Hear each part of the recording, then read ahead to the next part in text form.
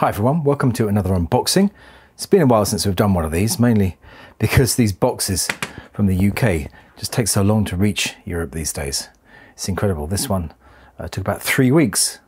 Used to take 4 or 5 days, but that's the way things go. Anyway, let's get into this and see what we've got.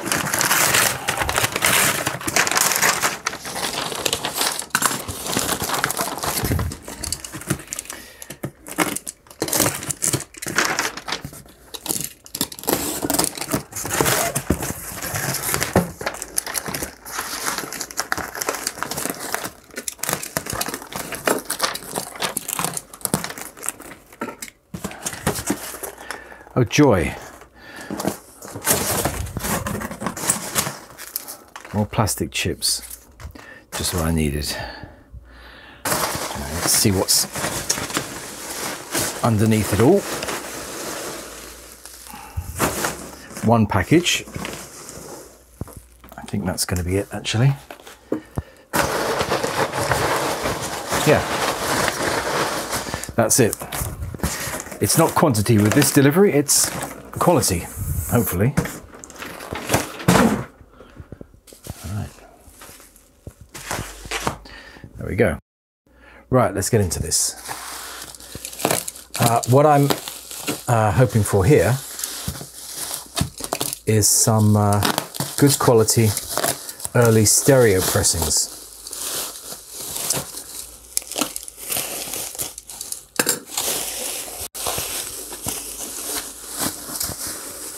So we'll have to wait and see.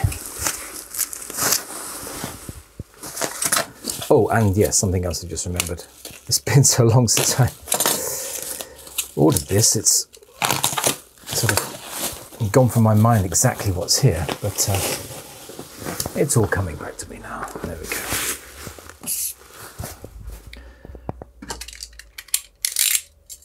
Knife away, there we go. Right, first up, we've got rubber sole, obviously. Now these plastic covers look to be fairly vintage, which is good because it probably means they've been kept in their plastic covers for a long time, and they're not, thankfully, these thick, smelly PVC ones, which turn your vinyl cloudy. That really is a bit of a nightmare, but we'll get rid of those, so I don't think we need those anymore. And yeah, indeed, the laminate does seem to have been shielded quite well from the years. Really nice and glossy. There's one little thumbnail there, but otherwise, really nice. Nice corners too. Bit of a bump there. The back too is really nice and white. Again, just a little corner bump, but really good. Good start. So we'll look at the record. We've got the original rice paper lined inner sleeve here, which is good. That's contemporary with the album. And this large stereo indicator on the label too is an indication that it's an early pressing, as is the use of this Times New Roman font on the labels. Let's get it out and have a look at the matrices. Okay, so there we go. You probably can't see it, or there it is. Okay. This is a -2, which was the first pressing before it changed quickly to -3. -2 on both sides. Never seen a hybrid copy of this. Stamper codes are on this side, nothing RD. I'm not going to try and show you these because they're very difficult. I'll just tell you what they are. Nothing RD and 2 GD. Okay. So that's got a decent looking copy. Nice and clean. Not so much play, a little bit, but you know, you've got to expect that with Beatles records. They were made to be played. So XX plus maybe. There we go.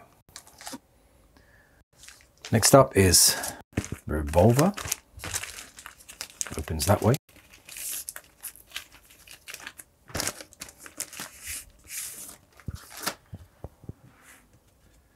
Again, nice and clean. Just the one thumbnail there, but decent corners. No spine splits or damage to the spine. Back's nice too. Usually you get a bit of ring wear there, but nothing there on this one. Really nice and clean. So it really does look like these have been stored in their plastic covers for many years. Garrett Lofthouse printed cover.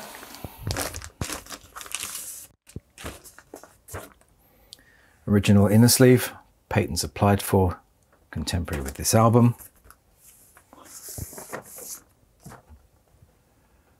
There we go. -1. Matrix is 1MT, and on the other side is -1 as well. And this matrix is 1RH. So quite an early one, but with Dr. Robert on the label, spelt Doctor. Some of the earlier ones were abbreviated with DR, but this one is spelt Doctor. Again, nice looking copy. Very little evidence of any play. Not many spindle marks there at all, just a little bit of marking around the center hole. So that's a good one too. So somebody obviously looked after these records. We played them on a good system, but we'll only know about that until we play them ourselves. So Sgt Pepper next. Again, really nice. Just one thumbnail there. Nice corners.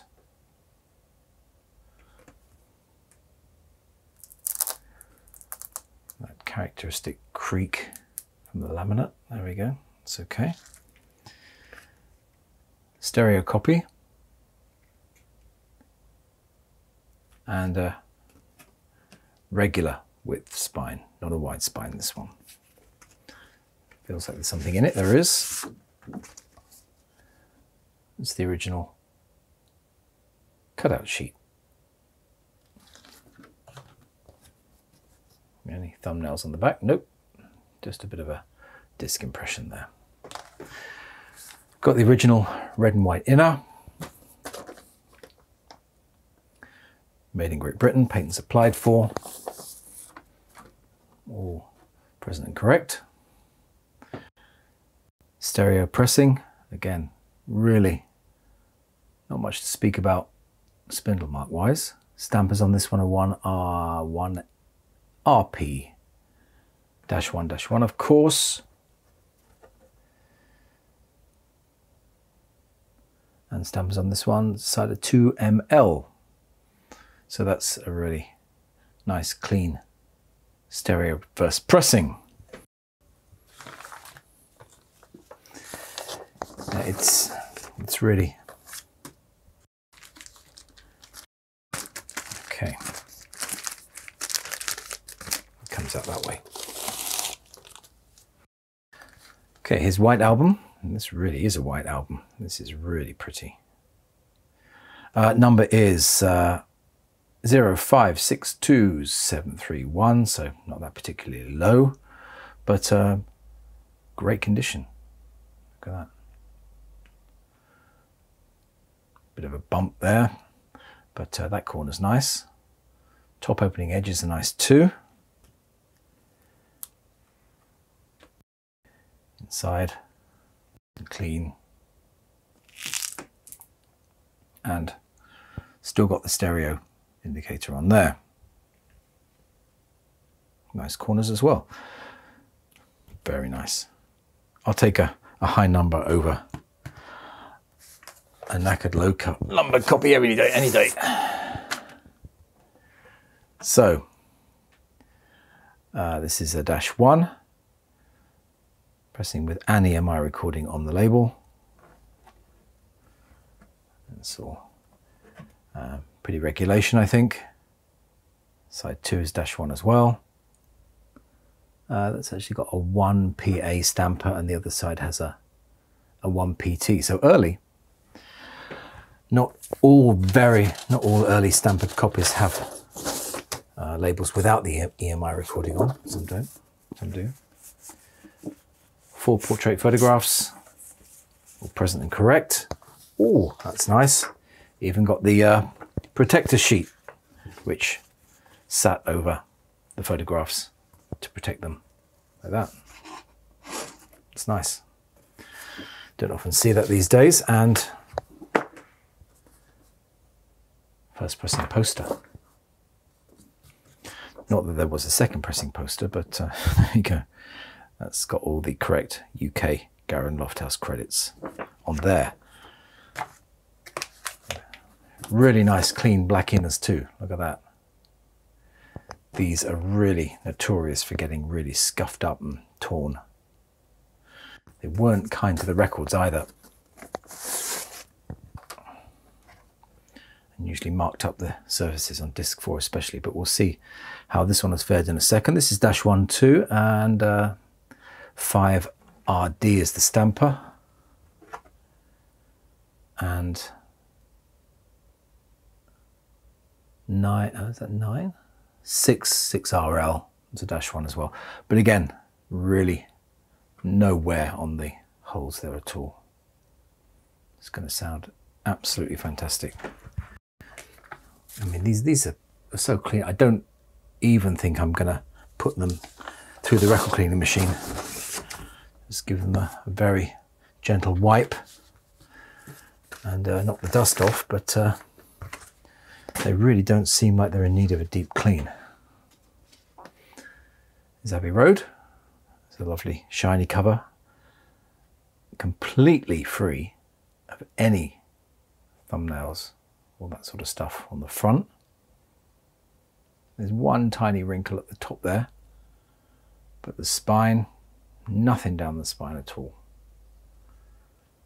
Really nice. It's not a misaligned copy because I can see that from the front corner. The misaligned copies have that building right up to the top. So there is the Apple aligned beneath the side 1 track listing. Again, no thumbnails anywhere on this cover.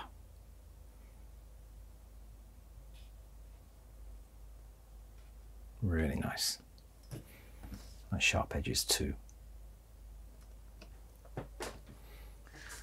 Correct inner sleeve again.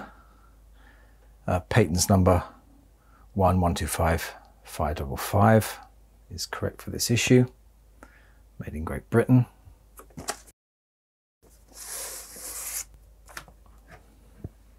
That's a heavy disc actually. So yeah, -2. It's 7 GPT. The stampers on that side, and on this side there's no Her Majesty on the label. It's -1 and it's 1P. That's really early, considering 1G being the earliest. 1P is quite early too. That's probably going to sound really good as well.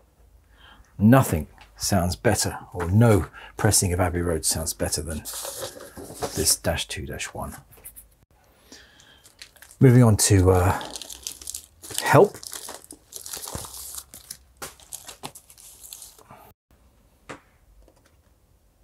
Again, very difficult to find in this condition. We've got one thumbnail there.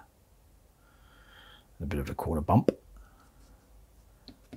But, you know, not bad for 50+ years, huh?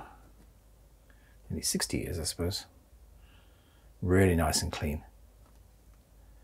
I think these really have been in those polythene sleeves for a long time. Again, perfectly clean and correct. Use Emitex rice paper lined inner.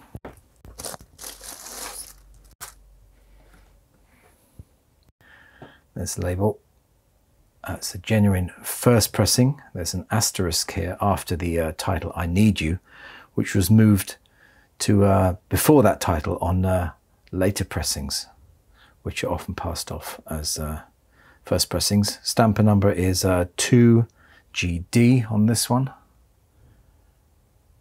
So that's a little detail to look out for on that label to show that it's a real first pressing or an early pressing. And stamper numbers on this side are 30-1-1, of course. Again, not much turntable action for this copy. Unfortunately, we're drawing to the end. I could sort of do this all day, but you know, again, this is a Let It Be, correct inner sleeve. Beautiful green apple. This is a -2U, stampers 1 GMD, and -2U again with 5 GMD stampers. Again, really nothing to speak of in the middle of that, or that side actually.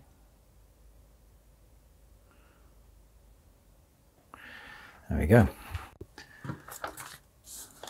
Either somebody didn't like it or somebody just looked after it. Oh, this is a box set, by the way, as you've probably seen already. This is the cover, the LP cover with the red apple, of course. Although, as I keep saying in the videos, some of these box sets did come with green apples, with a ratio of about 3-1, apparently. But this one has a red apple. This is the slipcase. Oh, there is another record under there. Haha, I forgot about that. This is the slipcase, which looks pretty decent. Got a little scuff there on the top. It's nothing to worry about, but it still seems to be in decent shape.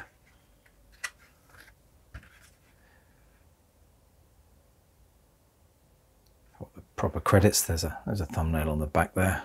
But really, these weren't made to last. The design of these was really not geared towards archiving, but that's a really, really decent one.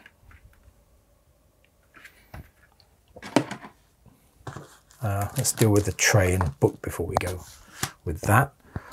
Okay, this is the tray. Oh, they've left the book in the tray. Always a dangerous move. Okay. That's the book. Wow, those photographs are really dark and red. It's very unusual. Looks to be fully intact, feels fully intact. Let's just have a look at the credits. Should be printed on, I should think. Yes, there they are. So some of these early books had pasted in credits, but yeah, that's all. The Let It Be book. Perfect bound, there's the glue, but this hasn't thankfully split on the spine. Feels pretty solid. The thumbnails on the front or back. And yeah, couldn't wish for any better than that, really. Tray, inner tray, seems to be in good order too. These corners are the weak point in this set, but they seem to have a, although it's folded there, it hasn't really torn, which they did very easily with the book inside. So that's still got some rigidity to it, which is nice. So not often seen in that shape. These also suffer from, as you see, these marks here when people pulled the set out of the slipcase. That's where the damage occurred. But this looks okay.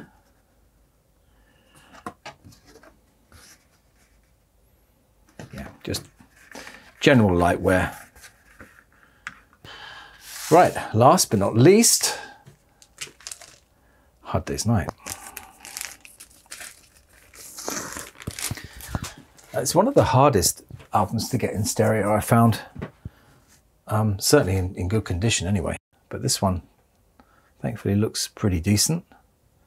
No thumbnails on there, a little bit of ring wear. But I think this too has been inside that plastic sleeve for a long time. Nice corners too. Nice clean flip backs. Garrett Lofthouse only. Stereo covers. EJ Day did some mono ones, but stereo ones were left to Garrett Lofthouse. It's really, really clean. And this cardboard, they made this cover from, with the Beatles, is very, very brittle. It dried out and went very brittle very quickly. But thankfully, this one hasn't fallen apart.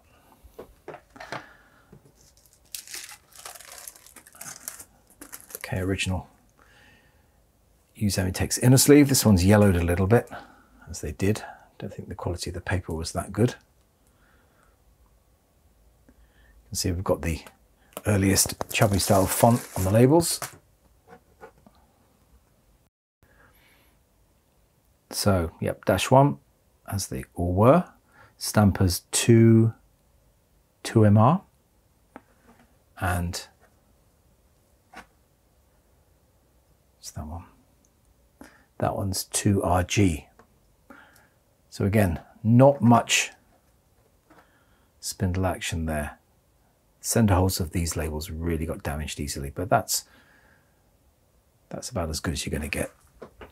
Right, so that I think was worth the wait. We've got some really nice copies there. Got A Hard Day's Night, Let It Be box set.